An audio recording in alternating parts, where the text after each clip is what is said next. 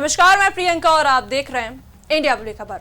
वैसे तो 2027 में उत्तर प्रदेश में विधानसभा चुनाव होने वाले हैं, लेकिन इसकी हलचल अभी से महसूस की जा सकती है। सत्ता की सबसे बड़ी लड़ाई वाले इस राज्य में अब राजनीतिक दलों ने अपनी अपनी बिसात बिछानी शुरू कर दी है। जहां एक तरफ भारतीय जनता पार्टी सीएम योगी आदित्यनाथ के चेहरे पर लगातार तीसरी बार सत्ता में वापसी का दावा कर रही है, तो वहीं दूसरी तरफ मुख्य विपक्षी पार्टी समाजवादी पार्टी अखिलेश यादव की अगुवाई में 10 साल बाद सत्ता का वनवास खत्म करने के प्रयास में है।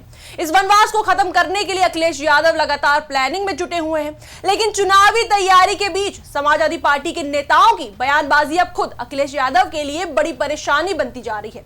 ऐसे में सवाल ये उठता है कि क्या समाजवादी पार्टी के ऊपर से अखिलेश यादव का कंट्रोल कमजोर पड़ गया है। वहीं आपको बता दें, समाजवादी पार्टी के अध्यक्ष अखिलेश यादव ने न केवल पार्टी फोरम में बल्कि सार्वजनिक मंचों से भी पार्टी नेताओं को गलत बयानबाजी से बचने की कई बार सलाह दी है, लेकिन ये सब विफल साबित होती दिख रही है। वहीं जब मीडिया ने अखिलेश यादव से पूछा कि क्या विपक्ष अब इस मुद्रा में आ गया है कि अब वह भावनात्मक मुद्दों को लेकर नहीं भटकेगा, केवल उन्हीं मुद्दों पर फोकस करेगा जो सीधे जनता को प्रभावित करते हैं, लेकिन अगर ऐसा है तो उनकी पार्टी बार बार मुद्दों से भटक क्यों जाती है और सपा नेता ऐसे बयान क्यों दे देते हैं जिससे विवाद खड़ा हो जाता है। इस सवाल का जवाब देते हुए अखिलेश यादव ने कहा कि मैंने समय समय पर कहा है और फिर से कह रहा हूं, कोई भी समाजवादी पार्टी का कार्यकर्ता और नेता ना तो सोशल मीडिया पर लिखे, ना तो अपनी व्यवहारिक बातचीत में ऐसी बातें कहे या हजारों सालों में जो मुहावरे बने हैं, जो भी बुराइयों की बातें बनी हैं, एक भी ऐसी बात ना करे और ना ही याद दिलाए।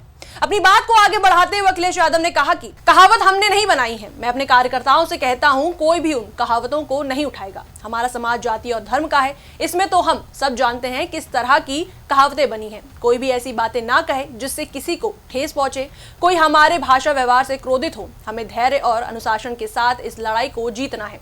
लेकिन सवाल अब भी यही है, अगर अखिलेश यादव लगातार अपने नेताओं को चेतावनी दे रहे हैं तो फिर विवादित बयान क्यों सामने आ रहे हैं। हाल ही में समाजवादी पार्टी के प्रवक्ता राजकुमार भाटी का एक बयान चर्चा में आ गया। उन पर ब्राह्मण समाज को लेकर आपत्तिजनक टिप्पणी करने का आरोप लगा, जिसके बाद नोएडा के सेक्टर 24 थाने में उनके खिलाफ मुकदमा दर्ज हो गया।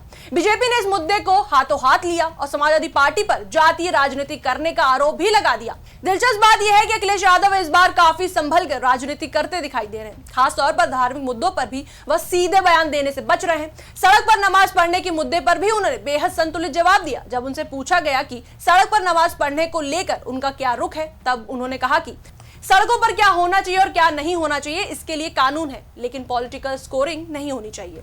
हालांकि इसके बाद भी उनसे जब दोबारा सवाल किया गया कि सड़क पर नमाज पढ़ने की इजाजत होनी चाहिए या नहीं, तब भी अखिलेश यादव ने सीधे जवाब से बचते हुए बीजेपी पर निशाना साधा। उन्होंने कहा, कौन नमाज पढ़ रहा है सड़क पर? अब तो कोई नहीं पढ़ रहा है। अगर कोई पढ़ भी रहा है, जगह कम है, तो क्या दिक्कत है? वो चाहते हैं कि हम उसी बहस में उलझ जाएं।